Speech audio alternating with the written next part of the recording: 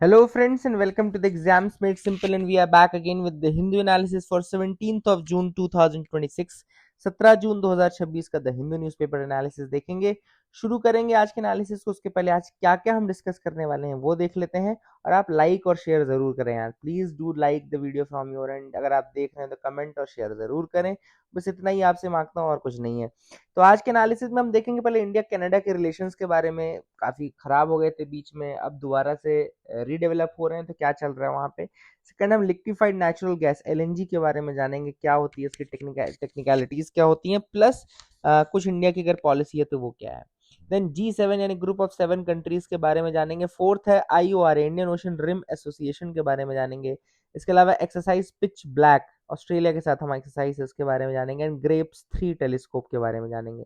तो these are the things which are important. Concept clarity इन सब टॉपिक्स में मैं आपको प्रोवाइड करूंगा। मूव करते हैं आज के एनालिसिस में। सबसे पहली जो न्यूज है वो है India's rainfall deficit 35% as monsoon stalls. अब ये बहुत ज्यादा इंपॉर्टेंट न्यूज आर्टिकल है। ऑब्वियसली बात है कि जब मानसून आता है, मानसून आने का एक हफ्ता बीत चुका है ना, आने का अभी भी मुंबई तक मानसून नहीं पहुंचा है। ऑलरेडी मानसून लेट है, न केवल लेट है बल्कि डेफिसिट ऑलरेडी क्रिएट किया जा चुका है। ठीक है, अब बात चल रही है यहाँ पे मानसून की। तो मानसून में पहले तो बेसिक जो आपको एनसीईआरटी मिलेगा, monsoon comes from the Arabic word मौसम, मौसम शब्द से आता है ना। सीजनल रिवर्सल ऑफ विंड, जो सीजनल रिवर्सल ऑफ विंड है उसको हम बोलते हैं। ठीक है, और इस तरीके से ये भी पता होगा आपको कि साउथ वेस्ट हवाएं आती हैं, फिर वो हमारे इस वाले पार्ट में डिवाइड होती हैं। तो एक इधर से आती है, फिर एक इधर साइड से आती है। अक्टूबर में नॉर्थ ईस्ट की तरफ से रिट्रीटिंग मानसून आता है ना, रिट्रीटिंग मानसून नॉर्थ ईस्ट से आता है। तो ये सारी चीजें तो बेसिक आपको मतलब एनसीईआरटी पढ़ने से पता चलेगा। अब कुछ जो करंट अफेयर्स में चलता है वो मैं आपको बताता हूँ। करंट अफेयर्स में जो चलता है उसमें आपको दो तीन शब्द हैं, शब्दावली है जो आपको जाननी जरूरी है। सबसे इंपॉर्टेंट है एलपीए। एलपीए यानी होता है long period average. Long period average क्या है वो मैं आपको बता दूं। तो long period average basically is the rainfall recorded over a particular region for a given interval. तो एक क्या है कि एक लॉन्ग इंटरवल में कितनी बारिश हुई है उसका एवरेज निकाला जाता है, लॉन्ग पीरियड एवरेज। ये ईयर होते हैं लगभग 50 साल का टाइम पीरियड होता है। 50 साल का टाइम पीरियड अभी जो लिया गया, वर्तमान में जो लिया गया है वो लिया गया है 1970 टू 2020। याद रखिएगा, मैं आपको ये पूरा बताता जा रहा हूँ। जो लॉन्ग पीरियड एवरेज लिया गया है वो लिया गया है 1970 से लेकर के 2020 तक। ठीक है, 2020 1971 से लेकर के 2020 तक। और लॉन्ग पीरियड एवरेज जो रेनफॉल इंडिया में है वो 87 सेंटीमीटर है। मतलब एवरेज रेनफॉल जो इस 50 साल के पीरियड में रखी गई है वो 87 सेंटीमीटर रखी गई है। और इसी 87 सेंटीमीटर के बेसिस पर डिटरमाइन किया जाता है कि मानसून कैसा है। तो यानी कि मानसून कैसा है कैसे पता चलेगा, तो मैं आपको वो बता देता हूँ। मतलब कि अगर रेनफॉल जो है, अगर वो 96 से लेकर के 104% ऑफ एलपीए है, मतलब 87 सेंटीमीटर है ना, उसके अगर 96% से लेकर के 104% तक एलपीए मतलब रेनफॉल आई है तो वो नॉर्मल और नियर नॉर्मल रेनफॉल है। अगर 90 से 96% ऑफ एलपीए आ रही है रेनफॉल, 90 से 96% तक ही बारिश हो पाई है 87 सेंटीमीटर की, तो वो हमारी क्या कहलाएगी, बिलो नॉर्मल। अगर 104 से 110% ऑफ एलपीए है तो वो एवब नॉर्मल कहलाएगी। और अगर 100 मतलब अगर 90% से कम है रेनफॉल तो वो डेफिसिट कहलाएगी, डेफिशिएंट कहलाएगी। ठीक है, तो these are the terminologies and definitions जैसे आपको देखना है। एक यहाँ पे टर्म और था, मैडन जूलियन ऑसिलेशन, है ना। मैडन जूलियन ऑसिलेशन क्या होता है, massive eastward moving pulse of cloud है। Eastward moving pulse of cloud, Madden Julian oscillation बोलते हैं इसको। ये ईस्ट की तरफ मूव करते हुए क्लाउड्स हैं जो कि रेनफॉल कैरी करते हैं। And basically they rainfall and winds that circle the equator every 30 to 60 day, 30 से 60 दिन में सर्कल करते हैं इक्वेटर को। स्टेशनरी क्लाइमेट पैटर्न्स ये नहीं होते हैं, they travel continuously, majorly eastward moving pulse of cloud, and they are the primary driver of sub seasonal weather fluctuations. तो जो रेनफॉल में फ्लक्चुएशंस आते हैं उसमें रीजन बहुत बड़े ये भी हैं कि ये भी बहुत ज्यादा बारिश करा देते हैं। ठीक है ना, बट अभी ये अनफेवरेबल फेज में है। मैडन जूलियन ऑपरेशन ऑसिलेशन जो है यानी कि एमजेओ, ये भी अनफेवरेबल फेज में है।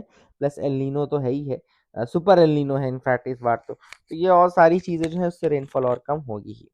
आगे मूव करते देखते क्या इंपॉर्टेंट यहाँ G7 लीडर्स के बारे में। तो सबसे पहले तो G7 कंट्रीज के मेंबर कौन कौन से हैं, तो कौन कौन से हैं, तो Canada, France, Germany, Italy, Japan, United kingdom and United states of America, ये आपको याद रखना है। हालांकि यूरोपियन यूनियन भी G7 की मीटिंग में पार्टिसिपेट करता है, it is not a member country on its own right, याद रखेगा, European union is not a member country in its own right.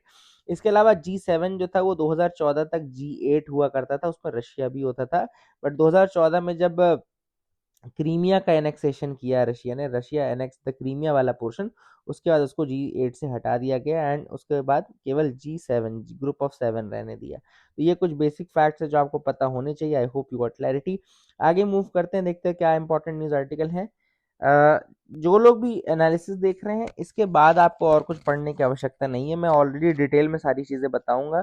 तो जितनी भी न्यूज आर्टिकल मैं बता रहा हूँ उतना ही इंपॉर्टेंट समझ के रखना, बाकी अभी मत पढ़ना, है ना।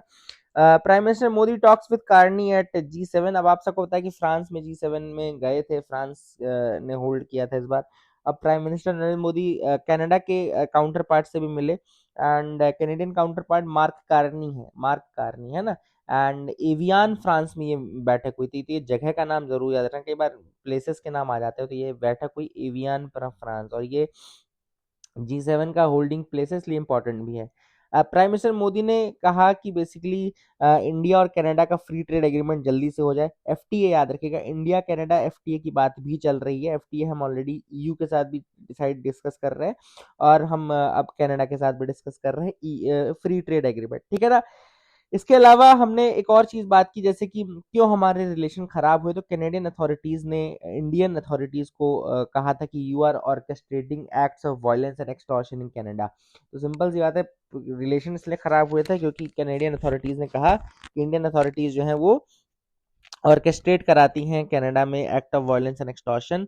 इसके अलावा जस्टिस जो ट्रिड्यू थे, उन्होंने ये कहा था कि वहाँ पे प्रो खालिस्तानी इंडिविजुअल हरदीप सिंह निज्जर का की जो किलिंग हुई, उसमें भी इंडिया का हाथ था। न्यू दिल्ली ने ये एक्यूज किया कैनेडियन गवर्नमेंट को कि they are soft on the anti India extremism, जो एंटी इंडिया एक्सट्रीमिज्म है उसमें काफी सॉफ्ट है कनाडा, एंड ये सारी चीजें एक दूसरे के ऊपर ब्लेम लगाते रहते हैं। यही रीजन है कि क्यों इनके रिलेशन सही नहीं है। बट अभी बात चल रही है फ्री ट्रेड एग्रीमेंट की, बात चल रही है, मतलब फ्री ट्रेड एग्रीमेंट है नहीं अभी, है ना, तो ये भी कंफ्यूजन मत रखना। आगे मूव करते हैं, air force to take part in exercise Pitch Black. ये एक्सरसाइज पिच ब्लैक जो है वो रॉयल ऑस्ट्रेलियन एयरफोर्स के साथ की जाती है ना, इट्स एयर कॉम्बैट एक्सरसाइज, तो आई hope you will remember that. इसके अलावा आईओआरए में कनाडा ने रिक्वेस्ट की है कि उसको ऑब्जर्वर बनना है, तो ये आपको याद रखना है, Canada has made an request to become an observer partner organization, and it is being examined at this meeting by India। India ही 2025 से 27 तक हेड है, आईओआरए का जो चेयर है वो इंडिया के पास ही 25 टू 27, ये आपको याद रखना है। आईओआरए ये भी पता होगा कि 1997 में बनी थी ऑर्गेनाइजेशन है, प्रीमियर इंटर गवर्नमेंटल ऑर्गेनाइजेशन है, इसमें 23 मेंबर स्टेट हैं, 12 डायलॉग पार्टनर्स हैं, 23 member states are there, 12 dialogue partners are there. 1997 में स्टेब्लिश हुआ था। रीजनल फोरम है बेसिकली एक तरीके का, which discusses the maritime needs, economic cooperation and maritime security। तो maritime needs, economic cooperation and maritime security की बातें यहाँ पे होती हैं आईओआरए में। करंटली जो 23 मेंबर 12 डायलॉग पार्टनर्स है वो हम देख लेते हैं। 23 मेंबर हैं Australia, Bangladesh, Comoros, France, India, Indonesia, Iran, Kenya, Madagascar, Malaysia, Maldives, Mauritius, Mozambique, Oman, Seychelles, Singapore, Somalia, South Africa, Sri Lanka, Tanzania, Thailand, UAE and Yemen. Dialogue partners हैं Egypt, European Union, Japan, Saudi Arabia, China, Germany, Italy, Republic of Korea, Turkey, Russia, US and UK. तो आप देखें Canada इसमें नहीं है, Canada ने बनने की लिए गुजारिश की है और एप्लीकेशन दी है। ग्रेप्स 3 अ कॉस्मिक रे ट्रैकर, तो यहाँ पे रिसर्चर्स जो हैं उन्होंने ग्रेप्स 3 टेलीस्कोप का यूज किया है और अर्थ के अपर एटमॉस्फेयर टेम्परेचर और सन के मैग्नेटिक फील्ड इफेक्ट, है ना, को ट्रैक किया है कि किस तरीके से ये जो अर्थ का अपर एटमॉस्फेरिक टेम्परेचर है और सन का मैग्नेटिक फील्ड है, दे अफेक्ट द म्यूऑन्स, किस तरीके से अर्थ का अपर एटमॉस्फेरिक टेम्परेचर और सन का मैग्नेटिक फील्ड म्यूऑन्स को अटैक करते हैं, अफेक्ट करते हैं। Muons basically they are the subatomic particles from space. Muons क्या है? They are the subatomic particles from space, subatomic particles from space. तो ये भी आपको याद रखना है। I hope you got clarity regarding that as well. GRAPES 3 telescope जो है वो ऊटी में है, तमिलनाडु में, एंड है ना, and it does not look at light like a traditional telescope, instead it is a muon detector। तो ये क्या है? muon detector है ग्रेप्स 3। याद रखिएगा, ऊटी तमिलनाडु में है ये टेलीस्कोप, एंड ये muon detector है। muons are created when high energy cosmic rays from deep space collide with the earth's upper atmosphere। तो जब हाई एनर्जी कॉस्मिक रेज जो होती हैं अर्थ के अपर एटमॉस्फेयर से टकराती हैं, तो ये म्यून्स पार्टिकल निकलते हैं, और ये बेसिकली म्यून डिटेक्टर ही है ग्रेप्स 3। ठीक है ना? I hope you got clarity regarding that as well. ये भी आपको समझ में आ गया होगा। एक एडिटोरियल है, US Iran peace deal confront spoiler Israel. अब यहाँ पे जो सिंपल सी बात है इस आर्टिकल में, ये है कोर आर्ग्यूमेंट आज के सारे आर्टिकल्स में यही है। पहला तो यूएस ईरान का जो डील है बहुत ज्यादा चलने नहीं वाला है। सबसे पहली बात तो ये, क्योंकि उसमें इजराइल ईरान जो है वो इक्वल पार्टनर है नहीं, और उसको दबाया जा रहा है, ऑप्रेस किया जा रहा है जबरदस्ती का। तो ये एक रीजन ये है। दूसरी चीज, ऑथर ने ये कही कि भाई इजराइल चाहता ही नहीं है कि ईरान के साथ नॉर्मलाइज हो रिलेशन। क्यों? क्योंकि अगर आप इजराइल की हिस्ट्री देखें तो history is full of confrontation, है ना। एंड इजराइल ने हमेशा ईरान का अपोज ही किया है, ठीक है ना। उसने ईरान को हमेशा एक एग्जिस्टेंशियल थ्रेट बना करके रखा है, ठीक है। ये भी आपको याद रखना पड़ेगा। इजराइल बेसिकली अभी भी ईरान को एक मतलब रीजनल थ्रेट बना करके रखा है, ताकि उसका मिलिट्री कोऑपरेशन यूएस के साथ अच्छा रहे, है ना। अदरवाइज अगर यूएस का ईरान के साथ भी अच्छा हो जाएगा तो इजराइल की क्या जरूरत पड़ेगी, ठीक है। और अगर यूएस ईरान रिलेशन सक्सेसफुल होता है तो ऑब्वियस सी बात है, फोकस जो है फिर इस रीजन से हट करके वेस्ट बैंक और गाजा में जो उसका एनेक्सेशन है उस पर चला जाएगा। तो इसराइल ये भी रीजन है कि क्यों सारा का सारा फोकस ईरान पे रखना चाहता है, ठीक है ना। अरब स्टेट्स की अगर हम बात करें तो अब वो इकोनॉमिक स्टेबिलिटी की तरफ प्रायोरिटाइज कर रहे हैं, बट इसराइल नहीं चाहता कि ये रीजन अभी भी स्टेबलाइज रहे, है ना। And Israel appears increasingly isolated from this regional consensus. तो इस कंसेंसस से इसराइल दूर दूर तक नहीं है कहीं। तो ये पूरा एडिटोरियल में लिखा है कि क्यों इसराइल नहीं चाहता है कि एक पीसफुल ईरान बने। आई hope you got clarity regarding that. आगे मूव करते हैं, देखते हैं और क्या इंपॉर्टेंट न्यूज आर्टिकल है जिनके बारे में डिस्कस करना है। एलएनजी के बारे में आया था, एलएनजी शिप्स के बारे में। तो एलएनजी पहले देख लेते हैं क्या होता है। LNG is liquefied natural gas, and it is basically mostly methane. Natural gas यानी मीथेन CH4, है ना। Cooled to at -162 degree centigrade, 162 degree centigrade पे कूल्ड रहती है, which converts it into liquid form for easier storage and transport. तो याद रखिएगा, इसको कूल किया जाता है -162 डिग्री सेंटीग्रेड पे मीथेन यानी नेचुरल गैस को, और इसमें इसको लिक्विड फॉर्म में कन्वर्ट किया जाता है ताकि इजीली ट्रांसपोर्ट और स्टोर हो सके। लिक्विफैक्शन की प्रोसेस से इसका वॉल्यूम रिड्यूस हो जाता है लगभग 600 गुना, 600 टाइम्स तक, and it is economical to ship over long distance than afterwards.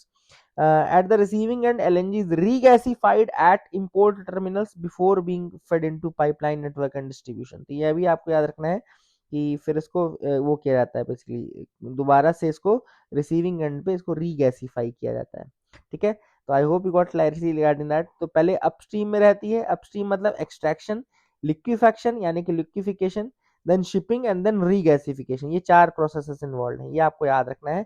India import करता है लगभग half of its natural gas requirement as LNG. हम अपनी गैस रिक्वायरमेंट का आधा तो एलएनजी के रूप में ही इंपोर्ट करते हैं।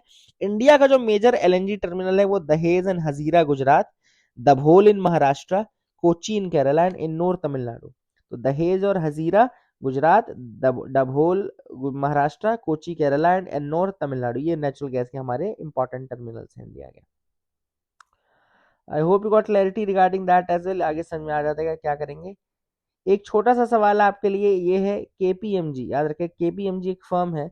आपको बस ये बताना है कि केपीएमजी क्या करती है, किस तरीके की फर्म है, क्या काम करती है। कमेंट सेक्शन में बता दो किस तरीके की फर्म है, क्या काम करती है। केपीएमजी बेसिकली अभी स्कैंडल आया सामने जिसमें ये पता चला कि उन्होंने कॉन्फिडेंशियल जो कंपनी की इंफॉर्मेशन है वो प्रोस्पेक्टिव प्राइवेट सेक्टर क्लाइंट के साथ मतलब शेयर कर दी। तो ये अभी चल रहा है, लेकिन केपीएमजी किस तरीके की कंपनी है, क्या करती है, आपको ये बताना है। This is simple question to you. I hope you will be able to do that. That is it for this video friends. I hope आपको समझ में आया होगा, आपको अच्छा लगा होगा। That is it for the day. Keep loving us, keep sharing us. Thank you, have a nice day.